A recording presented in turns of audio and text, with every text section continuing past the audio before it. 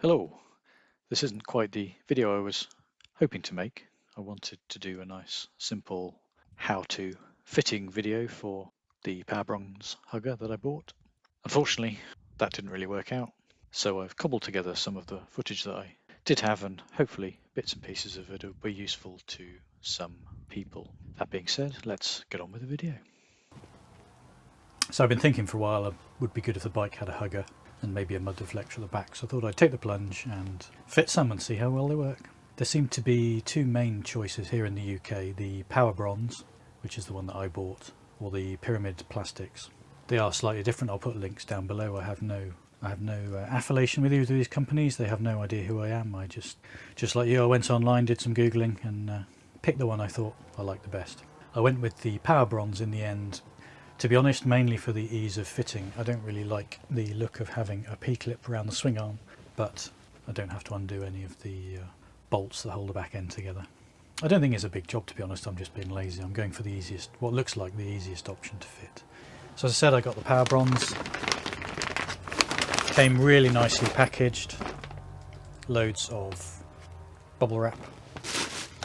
Sealed in nice branded bags. So the hugger itself, got a protective film that you have to take off. Looks reasonably well made. A few sort of rough edges here and there. I didn't really notice the cutout when I was looking at them online. That's obviously where the shock absorber goes. So it does mean, unfortunately, I think the shock is still going to get plastered in muck, but really I want to protect clutch linkages and things like that, which certainly if my V7 was anything to go by, they're right in the firing line when it comes to road crime, unfortunately. So this is the mud deflector, again all sealed in nice bags with all the instructions and fittings. First impressions, again it's got that sort of protective coating, generally well made, a bit janky, these holes definitely look hand drilled. They've obviously, they've made some slots on purpose, but it does look a bit like I did it in a hurry, if I'm honest. It'll be interesting to see how well this goes on, because I think it's going to look awful, if I'm honest. But I had something similar from, I think it was Touratech on my old Multistrada. Just having this little kick up at the base under the number plate really stopped all the muck being flung over the rear lights and into the luggage locks and over any pillion you might have on board. So I'll fit it and see what it looks like. This might be one that I think about modifying to make it look a bit nicer. We'll see. Right, let's go and try and fit them. So the first part is taking off the brake lines guide on the swing arm on the left hand side.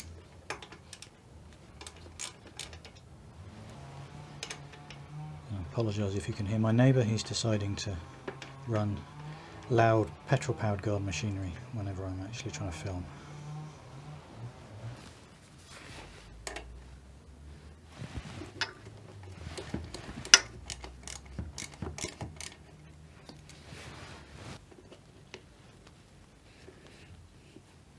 Comes off easy enough.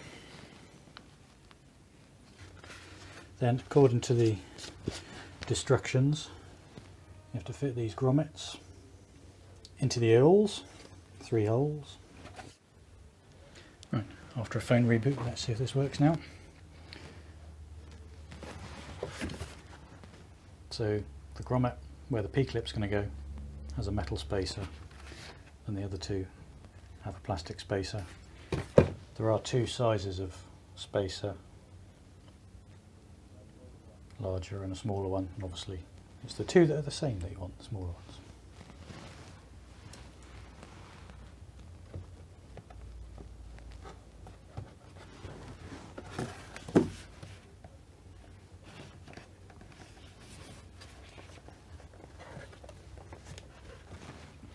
So the next bit says to fit this castle nut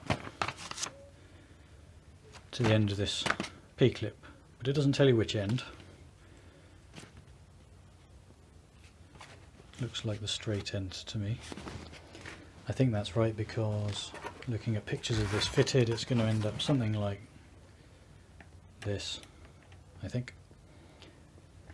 And then this end will be bent around the swing arm, come up inside. So I'm going to say that's the end that needs the clip. Get it the right way around.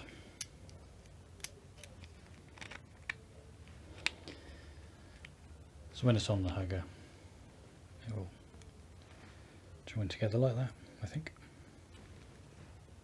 Marvellous.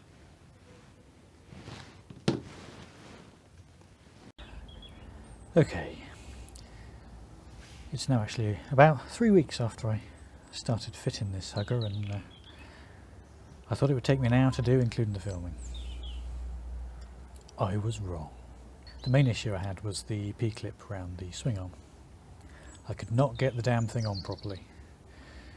It's an 80mm clip and there was no way I could get the holes to line up properly, and the screw was too short to get the threads engaged and then wind it all together.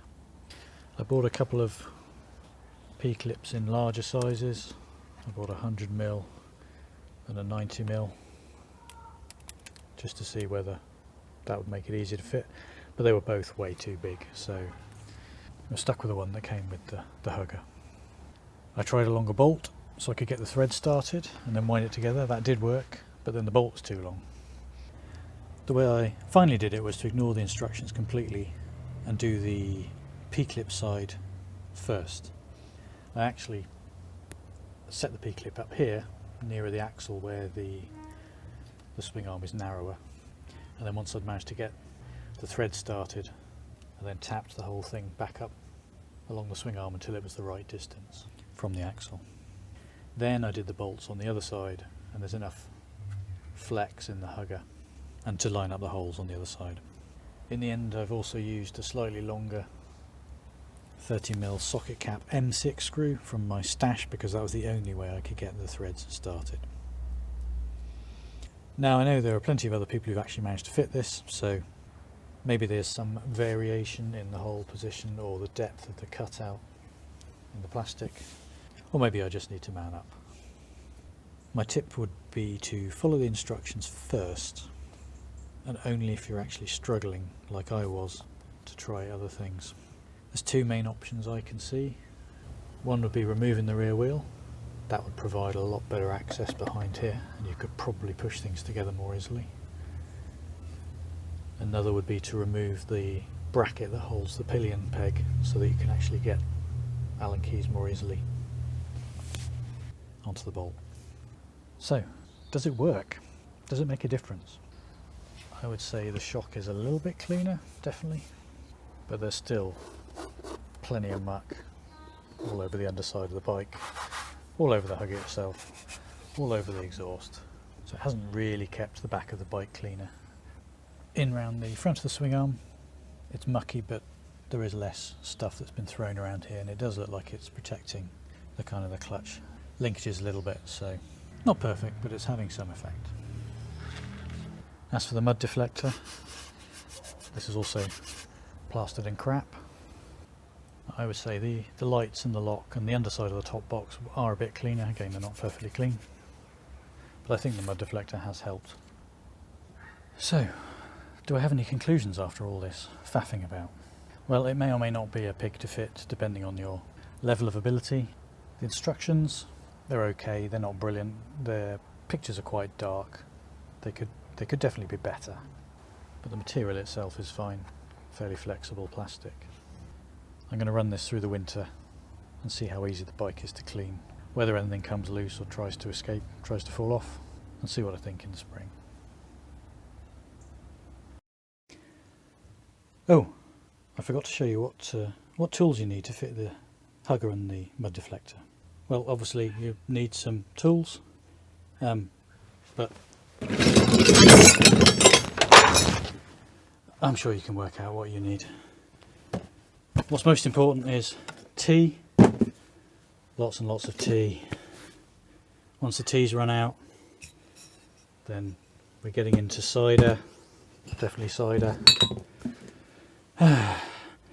Then when you've been struggling for a couple more hours, obviously open the wine, definitely need that.